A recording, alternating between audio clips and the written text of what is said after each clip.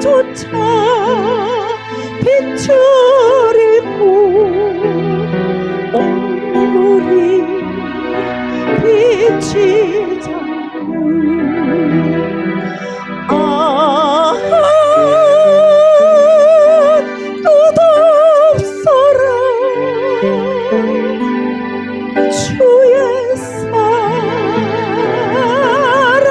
언제나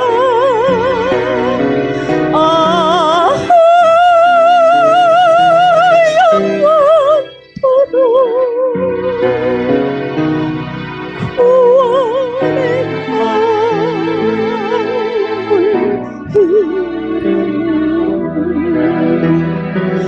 나의 죄 나의 죄 우리의 모든 죄를 모두 다 사하시려 십자가 달리신 주 얼굴과 손과 발에 흐르는 그 귀한 피 골고다 은덕 위에 피로 붉게 적셨네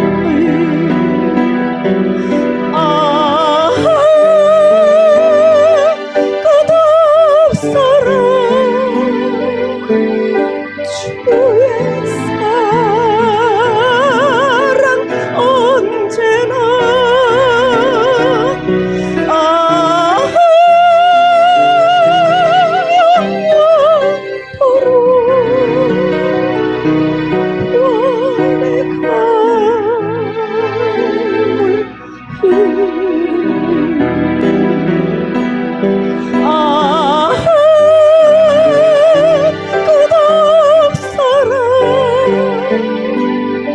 주의 사랑 언제나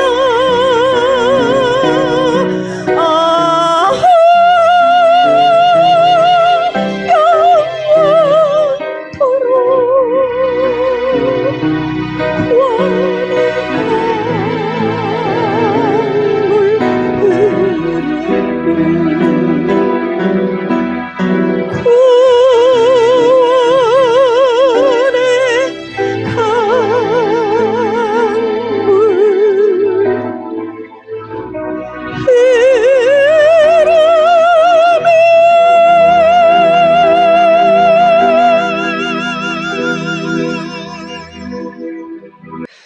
말씀의 본문을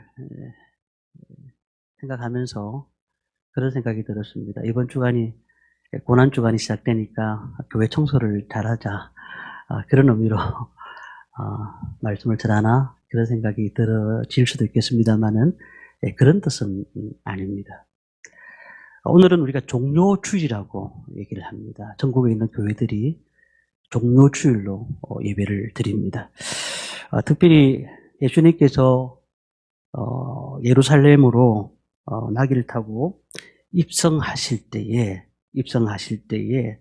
사람들이 종려나무 가지를 흔들면서 환영한 그래서 종료주일이 시작된 것입니다. 이번 주간은 우리가 잘 아는 것처럼 고난주간입니다. 고난주간은 새벽기도를 또한 한 주간 동안 보통 일반 교회들은 실시합니다. 특별 새벽기도.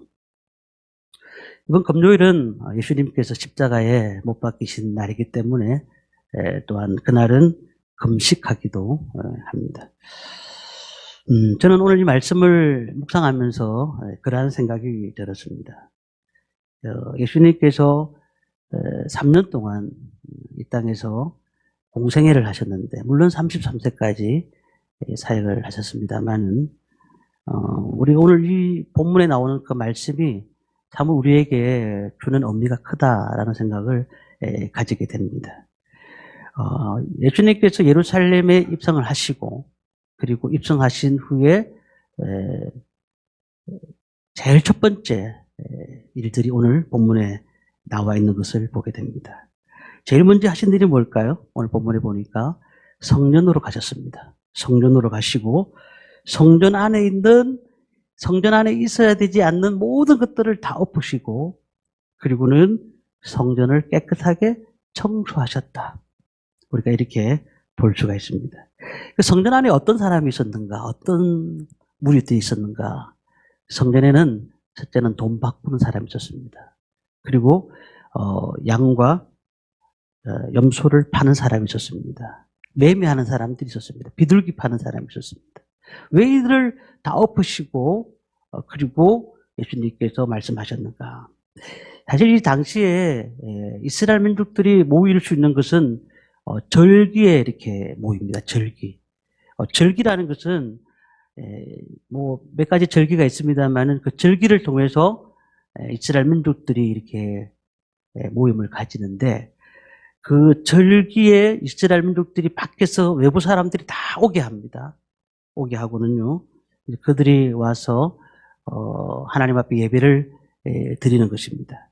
근데 그때 이제 예배를 드릴 때에 돈 바꾸는 사람, 돈 바꾼다는 무슨 말이냐면은 다른 나라에서 오다 보니까 이 나라의 돈을 화폐로 교환해서 그 당시에는 성전의 세를 내야 되었거든요. 그래서 반세겔씩 내게 됐는데 그 반세겔을 내기 위해서 자신의 화폐를 가지고 돈을 바꾸고 그러면서 그 있는 사람들은 화폐 교환하는 사람들로 인해서 15%의 또한 수수료를 내게 됩니다. 그러니까 그 안에 있는 사람들은 돈을 바꾸는 사람들이 또 있었고 제사를 지내기 위해서는 양과 염소를 또 잡아야 되지 않습니까? 그래서 양과 염소를 잡기 위해서 그들이 또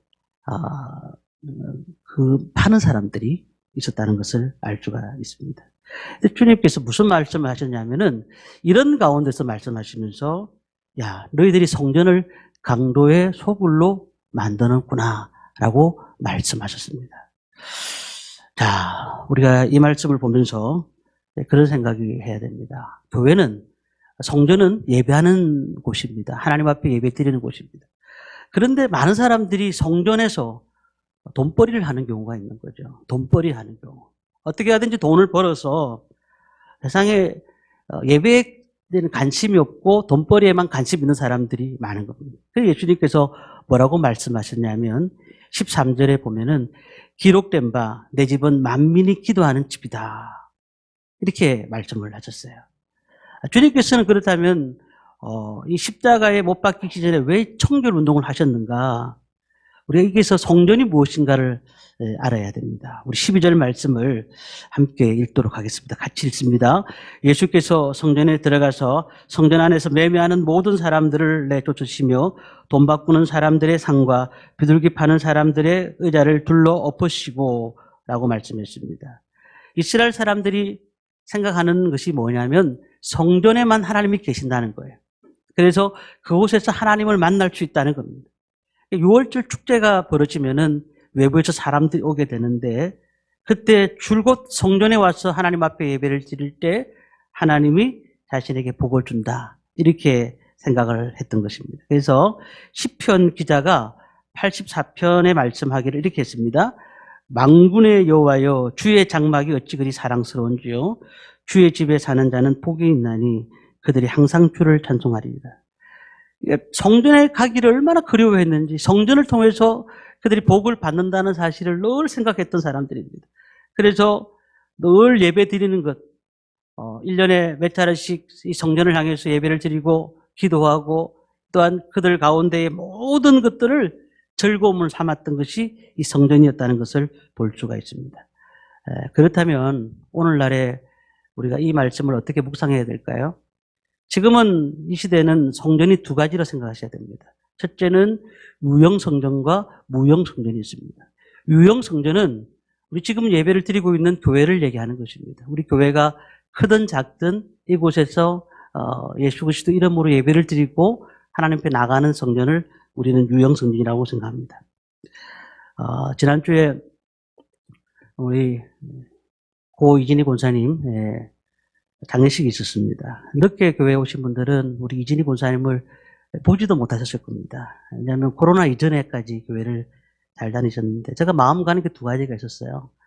첫 번째는 교회를 개척할 때 오셨어요. 개척할 때, 처음 시작할 때. 그리고 교회에 오셔서 예배를 빠지지 않으시고 늘 그냥 감사함으로 순종함으로 이렇게 교회를 잘 다니셨습니다. 두 번째는 늘 자녀분들을 위해서 기도하셨다는 겁니다. 오늘도 너무 감사하게 우리 막내 아드분 오셨는데 저는 그 두 가지를 생각하니까 마음에 감동이 오더라고요. 야, 참 우리 이진희 권사님 생애 잘 사셨다라는 생각이 들었습니다. 그러면서 한 가지 생각이 드는 게 뭐냐면 정말 교회가 있다는 것이 이렇게 좋은 것이구나. 우리 이진희 권사님 돌아가시기 전에 이차순 집사님이라고 우리 교회 그분은 교회를 한 번도 다닌 적이 없는 분이에요. 근데 그분이 저희 교회를 오셨어요. 오셨는데 그리고는 찬양하는 게 얼마나 좋은지 예배 드리는 게 얼마나 좋은지 계속 수요 예배도 오시고 예배를 다 오시는 거예요. 근데 그분이 돌아가실 때도 저희들이 장례식을 직접 치르지는 못했지만 자녀들이 다 이제 불교 종교가 다르다는 의미 때문에 근데 제가 가면서 마지막 이찬주 집사님 손을 꼭 잡고도 집사님이 손을 놓지 않으시더라고요. 너무 따뜻한 손길. 이번에 우리 이진희 권사님도 손을 꼭 잡으시고 마지막에 손을 따뜻하게 말씀하셨더라고요. 제가 그때 희망을 봤습니다. 우리 교회가 있어야 될 이유가 여기에 있구나.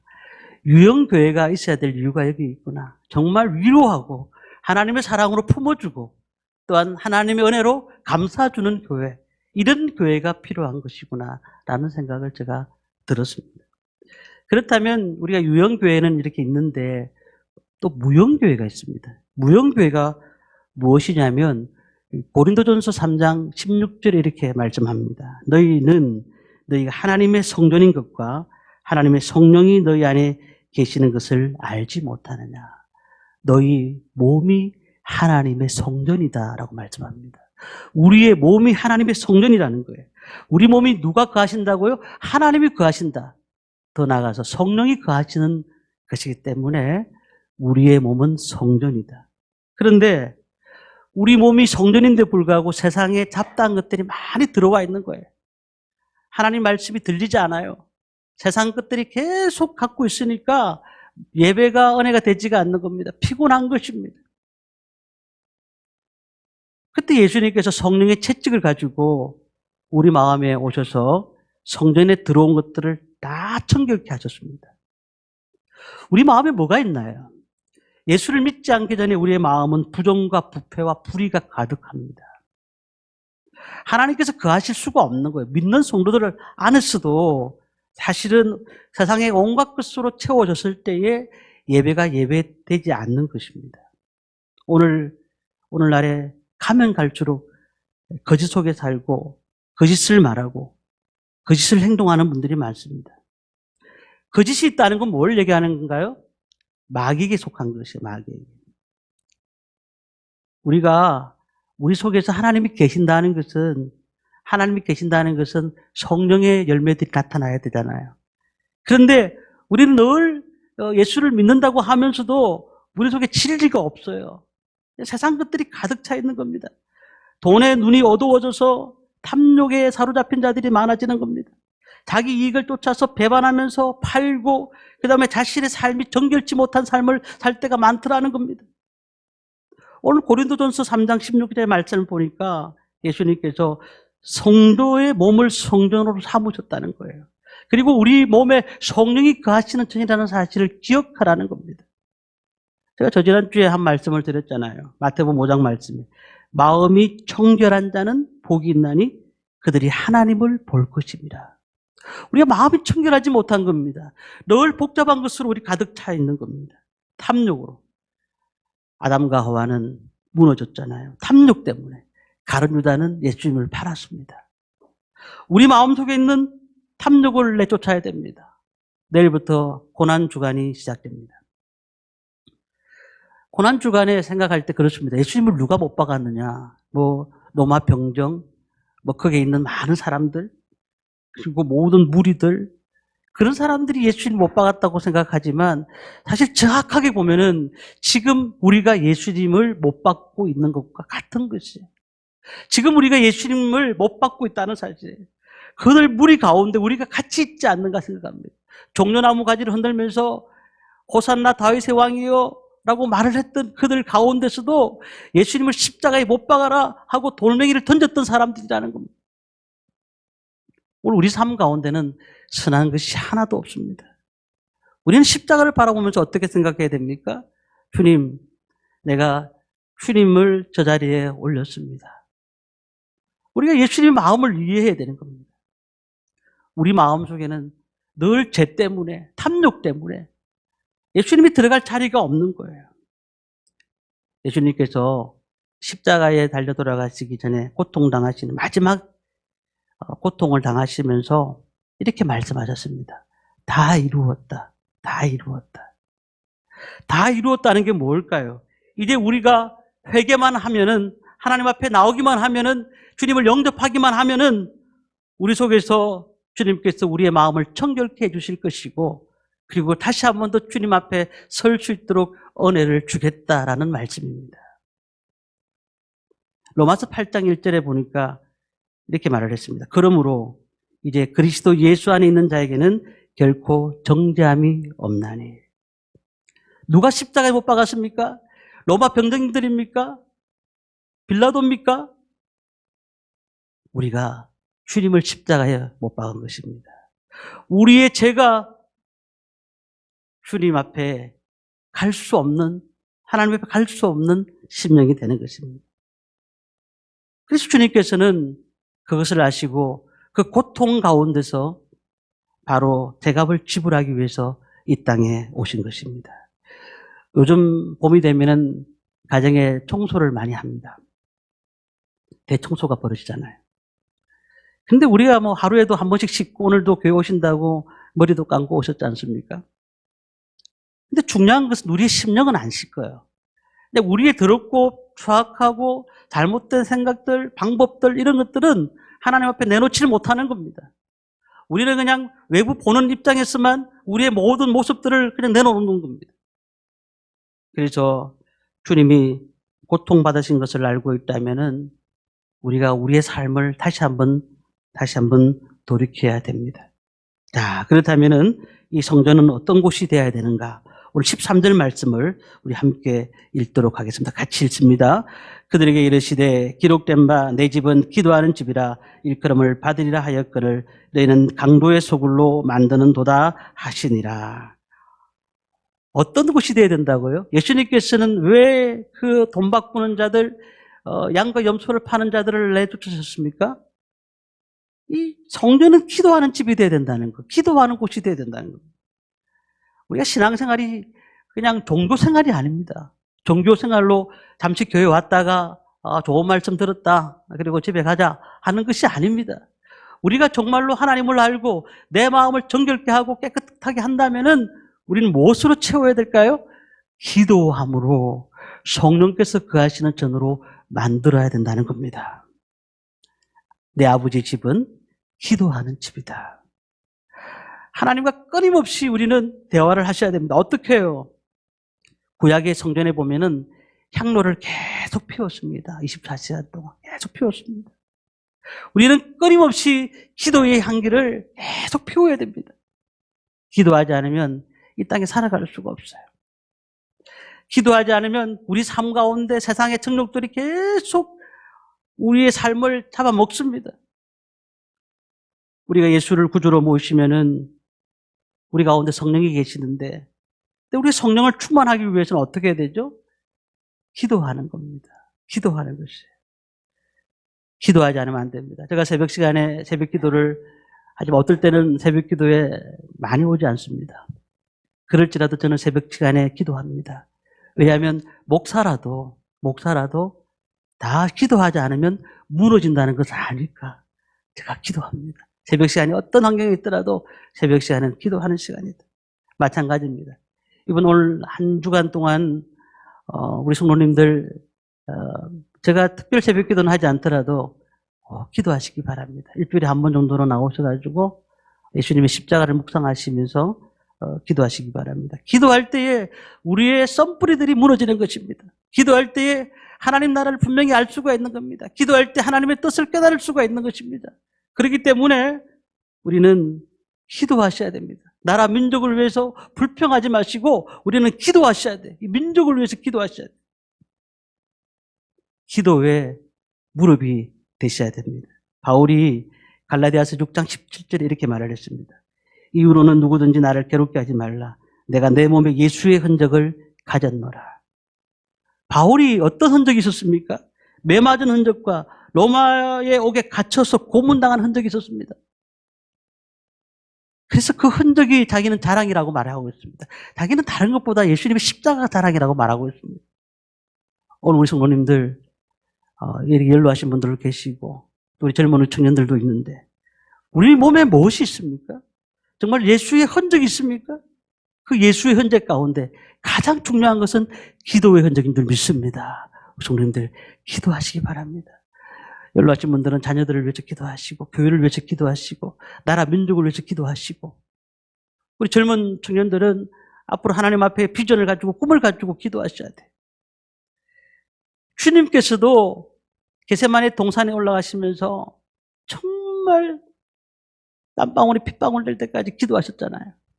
오늘 우리의 삶들을 돌아봐야 됩니다. 정말 우리는 기도하는 성도입니까?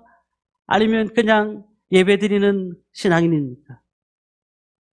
정말 애통의 눈물을 가지고 주님 앞에 나가시길 바랍니다. 이 땅에 어려움을 당하고 고통을 당할 때 정말 우리가 기도하지 않았다는 사실을 기억하고 그 영혼들을 위해서 기도할 수 있는 기도의 용사들이 되기를 위해서 우리는 늘 하나님 앞에 나가야 될 줄 믿습니다. 우리가 기도할 때에 사람의 위로를 받는 것이 아니에요. 하나님의 위로를 받는 것입니다.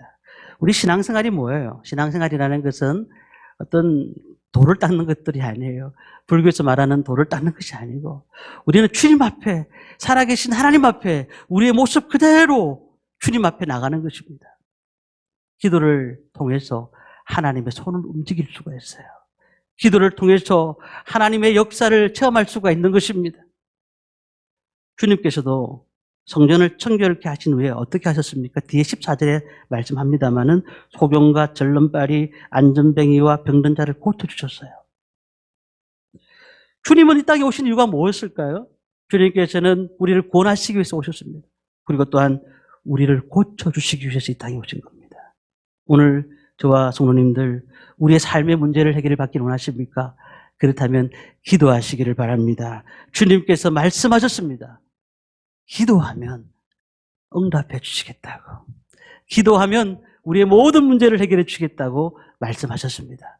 우리 성도님들 기도하시기를 바랍니다. 누가복음 4장 18절 보니까 이렇게 말씀합니다. 주의 성령이 내게 임하셨으니 이는 가난한 자에게 복음을 전하게 하시려고 내게 기름을 부으시고 나를 보내사 포로된 자에게 자유를 눈먼 자에게는 다시 보게 함을 전파하며 눌린 자를 자유하게 하고 주의 은혜의 해를 전파하게 하려 하심이라. 절망이 처한 인생들에게 복음을 주고 어려움 당한 자들에게 말씀을 통해서 위로를 주는 놀라운 하나님의 역사를 경험하는 것을 우리는 꼭 아셔야 됩니다. 장님을 치료하는 것도 또한 우리의 영적인 장님을 치료하는 것도 모든 하나님의 은혜가 임하는 것도 기도 외에는 다른 이유가 나갈 수가 없다는 사실을 믿으시기를 바랍니다. 오늘도 우리 삶 가운데 가정의 치료를 받아야 돼요. 우리의 삶의 치료를 받아야 돼요. 마음의 치료를 받아야 됩니다. 주님께서는 우리의 영혼이 잘됨 같이 범사가 잘되게 하실 줄 믿습니다. 영적으로 주님 앞에 우리 바로 서는 성도님들이 되셔야 됩니다. 감림산에서 피땀 흘리시면서 하나님 앞에 예수님은 기도하셨습니다. 그리고 누가복음 22장 42절에 이렇게 말씀하셨습니다. 아버지여, 만일 아버지의 뜻이거든 이 잔을 내게서 옮기시옵소서. 그러나 내 원대로 마옵시고 아버지의 원대로 되기를 원하나이다. 예수님께서 전적으로 아버지에게 모든 것들을 다 맡기셨습니다. 우리도 마찬가지입니다. 우리의 죄와 질병과 저주와 절망과 악함과 모든 것들을 다 맡기시기를 바랍니다. 주님께 소망이 있고 평안이 있는 줄 믿습니다. 오늘 우리 성도님들 한 분 한 분이 성전에 오셨는데요. 우리 성전을 깨끗게 하셔야 됩니다. 어떻게 해요? 우리가 눈물로 회개하면서 우리 마음을 정결케 하고 우리의 성령을 사모하며 주님이 주시는 은혜를 사모하는 성도님들 되시기를 주님의 이름으로 축원합니다. 말씀을 마칩니다. 이번 한 주간은 고난주간입니다. 예수님께서 우리에게 성전을 청결하게 하라고 말씀하십니다. 우리의 몸을 청결하게 하시고 이 성전을 중심으로 기도하는 삶을 살라고 말씀하십니다. 오늘 우리의 삶들 가운데서 어렵고 지치고 낙심된 모든 성도님들이 이 한 주간의 십자가를 바라보면서 주님이 가셨던 그 골고다 길을 생각하시면서 하나님이 임재하시는 놀라운 은혜를 경험하는 저와 모든 성도님들 되시기를 주님의 이름으로 축원합니다.